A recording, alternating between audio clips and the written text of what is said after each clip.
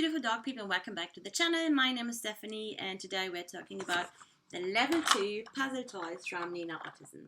And I got a few of them here, and we are going to talk about them in more detail. So before we start, what are Nina Ottosson puzzle games or puzzle toys? Nina Ottosson is a Swedish designer who tests and creates these toys with her own dogs, and they are amazing. So if you're new to enrichment or new to puzzle toys or have Google puzzle toys, I'm pretty sure the name Nina Ottosson and our Hound came up and you came along these puzzles. And we are big fans, so we have most of them here. So we are going to introduce them to you, and I will just go over them and then film separate videos in a bit more detail so you can see how they work, how my dogs interact with them, etc. Before we get started, let's quickly go over what category 2 or level 2 actually means in Nina Ottosson terms. So Nina Ottosson has created different difficulty levels according to the problem-solving skills or the skill level of dogs.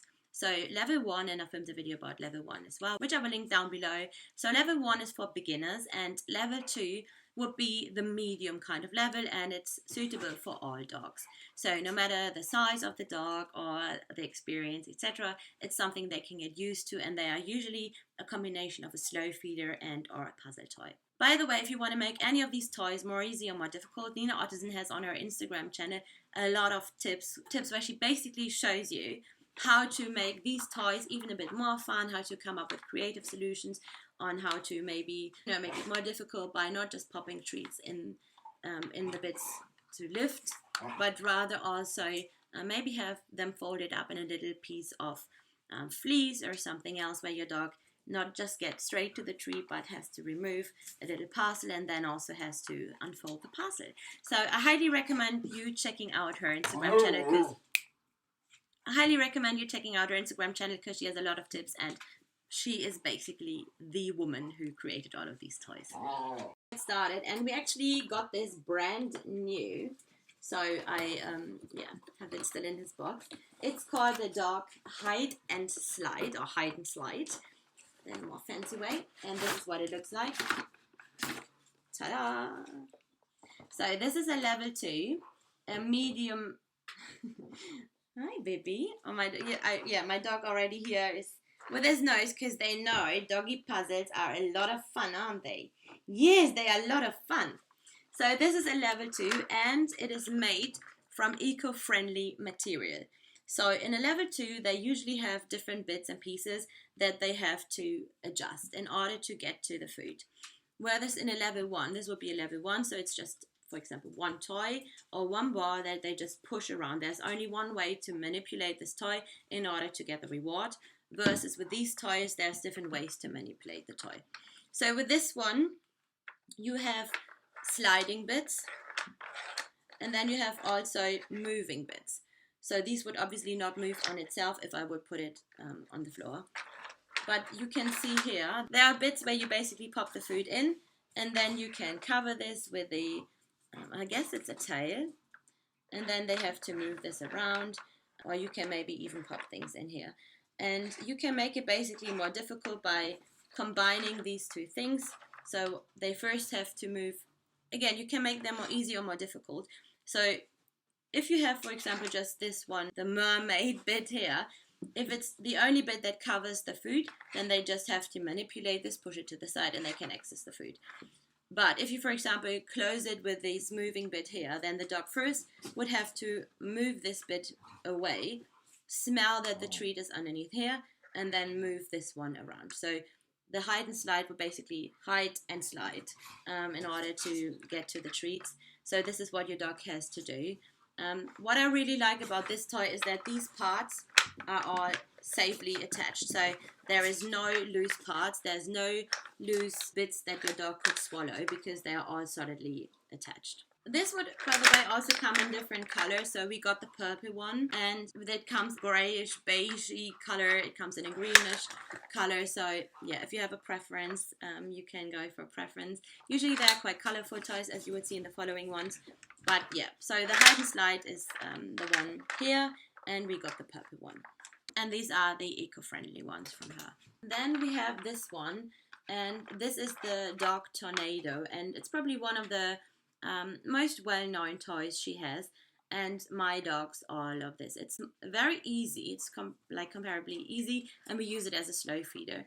So it has the bone shape, and then it has 3 layers with a cover. So how it works is you can fill the bits here underneath from each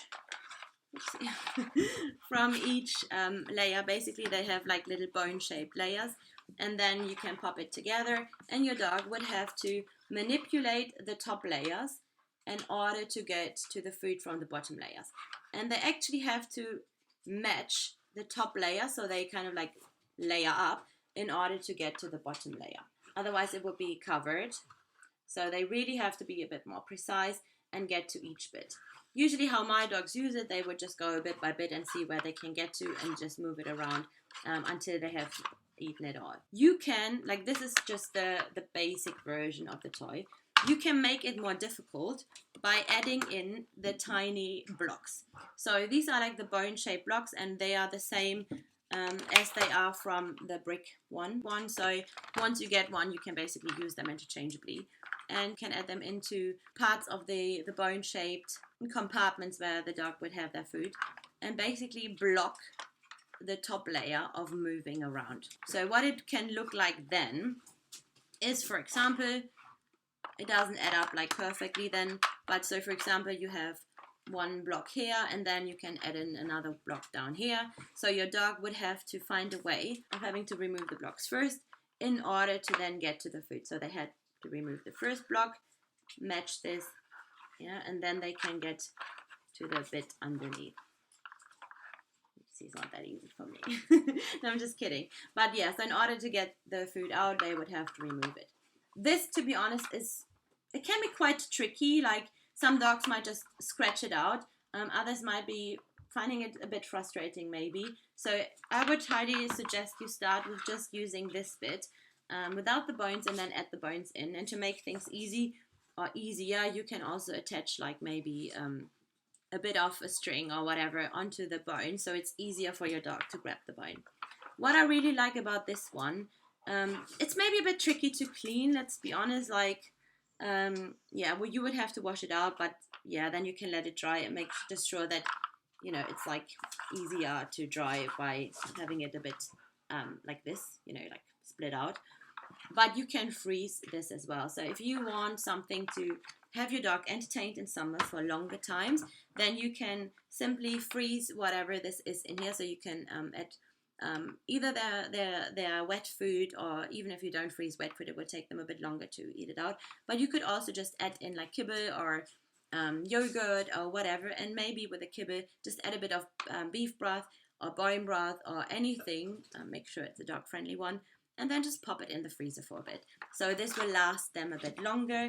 And as I said, it's one of the big favorites in our household, and my dogs love this so much. Next one up is the dog brick, and you've already seen this a minute ago. So it has, again, like the bone shaped blocks. So the dog has to remove the blocks, and then there is the option for your dog to find a treat here, as well as having treats in these compartments. And these compartments, in order to get to the food, the dog has to lift this one up and then get to the compartment. And then your dog can also move this one around. They go up to the middle, and then there is another option for you to add in some food. So there's different ways to manipulate this toy. So one is to obviously lift up the bones. You can leave them out if you want to start easy. Lift the bones, then move this around, and also to lift the top bits in order to get to the hidden treats. So this is probably one of the most popular dog toys or dog puzzles Nina Ottosson has in her library. I've seen this on Instagram quite a bit, where people really come up with great ideas on how to fill this. It's quite a handy tool. It has loose parts, so if your dog... Ooh. Did I just mention loose parts? So if your dog is not yet used to enrichment toys or to puzzle toys on a general level, you might want to be a bit careful, because these bits here come off. So in order for your dog to be safe and to not swallow any of it, I mean, you would probably have a big dog in order to swallow it whole, but they obviously can chew them, and they could rip them off. yeah, you just want to be supervising this so they use it in a safe way. What I really like about the Nina Ottosson ones is you can buy these bits separately. So if your dog would destroy these bits, you don't have to invest in a completely new toy, because you can buy them basically as a refill or as separate bits to yeah, replace these items. Same for the bones. So yeah, that's quite handy. And the bones, as you can see, maybe if you can see this, they are, as one side is a bit higher and then the other side is a bit lower. So they are yeah, not very like super even, so they can actually be pulled out like this more easily. Yeah, super good toy. To be honest, also the Nina Ottosson ones are probably not like the cheapest ones on the market, but they're great quality, and we've had this for a really long time and my dogs love this. So yeah, if you would want to go for an, or if you want to invest in a Nina Ottosson toy, I would highly recommend to either go for this one or for the Tornado, or, and this is one of our absolute favorites, this one. And we're going to talk about this in just a minute. So this beauty here is the Nina Ottosson Lickin Layers. And I filmed a whole video about this where I explain everything in more detail, where you can see my dogs using it. I did a whole review on it, and we honestly love this. And it has basically 3 layers that are moving around, and it has over 100 compartments that you can fill, and you can, and this is my favorite bit about this, like at all, you can easily separate them. So you can easily separate them by pushing this knob here out and then just basically removing the parts. So this is super easy to clean. It doesn't officially say it's dishwasher safe, but I popped it in the dishwasher several times and we use this on a regular basis, and trust me, all of my dogs love this. So yeah, if you want to invest in a Nina Ottosson puzzle, then yeah, either this one, the Tornado, or the Brick, as I just mentioned, are great choices. And if you want to invest in a new toy that is not too difficult but also great slow feeder, that's the one for you. It's great. Like honestly, all of my 4, they love it so much. So these are the toys we have from the level 2. I will film a separate video about the level 3, the advanced level, where we have some puzzle toys as well from Nina Ottosson. But these are the main products they have in the category. There is also activity mats, which are either a garden or I think a hot dog kind of themed. It's kind of like a snuffle mat or an activity mat where your dog can snuffle things out.